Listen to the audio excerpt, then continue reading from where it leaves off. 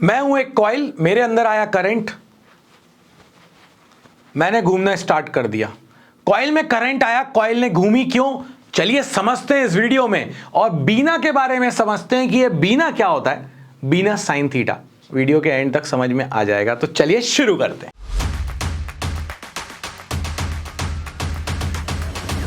मेरे पास एक कॉइल है, इस कॉइल को जैसे ही मैंने एक मैग्नेटिक फील्ड के अंदर रखा, इसकी लेंथ है L और इसकी ब्रेथ है B, और मैंने जैसे इस कॉइल को यहां पर रखा और ये घूमना स्टार्ट करने लगी। ऐसा क्यों हुआ? तो इसका सिंपल सा लॉजिक है, करंट फ्लो होगा इस कॉइल के अंदर तो इसके अंदर मैग्नेटिज्म आएगा। एक मैग्नेट पहले से लगी हुई थी, फोर्स लगना स्टार्ट होगा, और जब दो इक्वल एंड अपोजिट फोर्स लगते हैं अलग अलग पॉइंट पर, तो ऑब्जेक्ट घूमना स्टार्ट कर देती है। तो उसी तरह से इस कॉइल ने भी घूमना स्टार्ट कर दिया। तो ये बात तो समझ आ गई बाबा जी। अब इसके टॉर्क का डेरिवेशन बताओ और जल्दी से खत्म कर देना। चलो ऐसा भी कर लेते हैं अपन। मैंने अब टॉप से देखना स्टार्ट किया।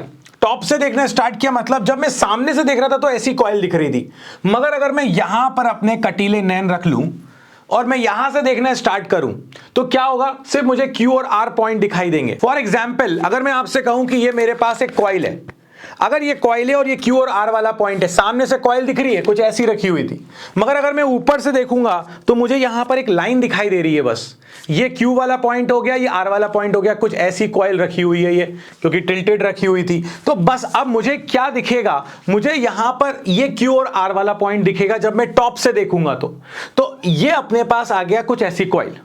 अब अगर मैं यहां पर कहूं आपसे कि फोर्स कैसा लग रहा है, तो यार ये देखो जरा, यहां पर अगर करंट ऊपर जा रहा है, सबसे पहले फोर्स किससे, वही लपाड़ा तेज पड़ने वाला है उल्टे हाथ से। तो भाई लेफ्ट हैंड की बात करें तो मैग्नेटिक फील्ड नॉर्थ से साउथ की तरफ, करंट जा रहा है ऊपर तो फोर्स लगेगा अंदर। मम्मी को फिक्स किया, मदर, ऊपर की तरफ क्या जा रहा है अपने पास, करंट, फोर्स आएगा अंदर की तरफ, तो इस वाले पर फोर्स लगेगा अंदर की तरफ। और अगर इसको देखें तो यहां पर यह फील्ड है, ये अपने पास करंट है, तो थंब बाहर की तरफ, मतलब इसमें फोर्स लग रहा है बाहर की तरफ। जी हां भाई साहब, एक दोस्त ने पीछे खींचा, एक दोस्त ने आगे खींचा, मैं ना पीछे गया ना आगे गया, मैंने घूमना स्टार्ट कर दिया। बस यहां पर ये कॉइल घूमने लगेगी। अब यहां पर अपन ने इतना तो समझ लिया कि इस वाले साइड पर फोर्स लग रहा था पीछे की तरफ, इस वाले पर लग रहा था आगे की तरफ। फोर्स कितना लगेगा, तो फोर्स अपन को पता है, मैग्नेटिक फील्ड में अगर वायर की लेंथ L हो तो बिल फोर्स लगता है। घर में इलेक्ट्रिसिटी का जो बिल आता है उसकी तरह बिल फोर्स हो गया। सो अब यहां पर इन दोनों पर, ये तो अपने पास कॉइल हो गई, ये एक फोर्स हो गया, एक फोर्स ये हो गया। मुझे निकालना था टॉर्क। टॉर्क का फॉर्मूला होता है force multiply by perpendicular distance between the line of action of forces. तो हमने कहा ठीक है बाबा जी, ओके, ये तो समझ में आ गया कि यार एक फोर्स ये है, एक फोर्स ये है। लाइन ऑफ एक्शन मतलब कि यार ये ऐसा इस लाइन के अलोंग जा रहा है, ये इस लाइन के अलोंग जा रहा है, ये लाइन ऑफ एक्शन है।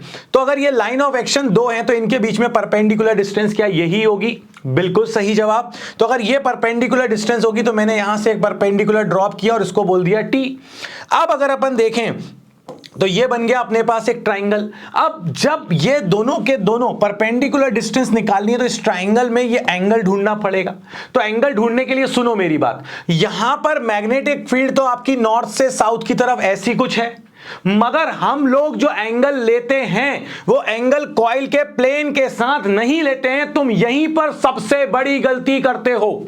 तुम क्या करते हो कि मैग्नेटिक फील्ड और कॉइल के प्लेन के बीच में ये एंगल ले लेते हो थीटा, और फिर परेशान हो रहे होते हो कि साइन थीटा कहां से आएगा। नहीं भाई, हमको जो एंगल लेना है ना वो एरिया वेक्टर के साथ लेना होता है। तो अब तुम खुद सोचो ठंडे दिमाग से कि अगर ये एरिया वेक्टर क्या होता है, बताया ना बहुत बार कि अगर ये सरफेस है तो एरिया वेक्टर होता है इसके परपेंडिकुलर। तो ये अगर मेरे पास कॉइल है तो ये आ गया इसका परपेंडिकुलर एरिया वेक्टर।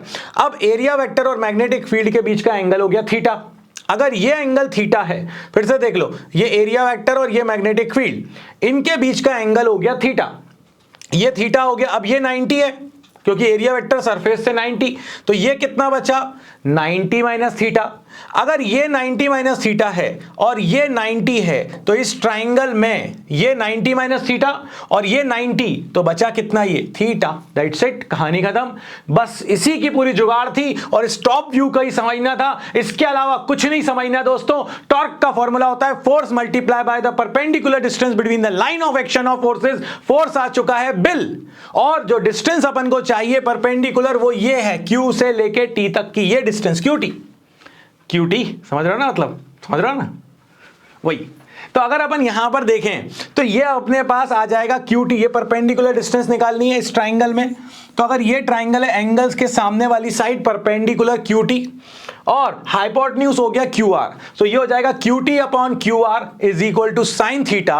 और अगर आप देखो तो QR की वैल्यू है ब्रेथ, जो अपने पास विड्थ थी उस सेक्शन में, तो ये अपन देखें QR की वैल्यू B रख दी, QT इज इक्वल टू ये आ गया B साइन थीटा। सो आपके पास जो टॉर्क निकल कर आ गया वो आ गया, फोर्स की वैल्यू रख दी यहां पर बिल और परपेंडिकुलर डिस्टेंस रख दी B साइन थीटा। सो ये हो गया BIL B साइन थीटा, ये ध्यान रखना। अब देखो ये आ गया BIL B साइन थीटा। अब मैंने L इंटू B को एक साथ क्यों लिखा, इसीलिए लिखा क्योंकि लेंथ इंटू ब्रेथ क्या होता है किसी भी रेक्टेंगल के लिए, किसी भी कॉइल के लिए, एरिया उसका। सो ये हो जाएगा BIA साइन थीटा।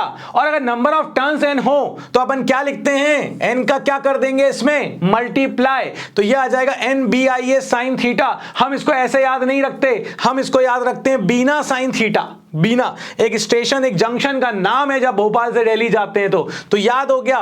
टॉर्क का फॉर्मूला क्या हो गया, बीना साइन थीटा। और टॉर्क किस पर लग रहा है, एक करंट कैरिंग कॉइल के ऊपर लग रहा है। और दोस्तों यही गैल्वेनोमीटर में होने वाला है। तो ये अगर तुम्हें समझ में आ गया तो गैल्वेनोमीटर जहां से डैम श्योर क्वेश्चन आने वाला है तुम्हारे एग्जाम के अंदर, वो बहुत आसानी के साथ हो जाएगा। सो इस वीडियो में तो बाबा जी की तरफ से इतना ही। बीना साइन थीटा को ध्यान रखना, पढ़ते रहना, मैं तुम्हारे साथ हूं, तुम्हारे साथ रहूंगा। पेपर अच्छा जाएगा चाहे कुछ भी हो जाए, और मार्क्स तो क्या, मार्क्स के पापा को भी आना पड़ेगा। मिलते हैं नेक्स्ट वीडियो में, तब तक के लिए बाबा जी की तरफ से जय हो।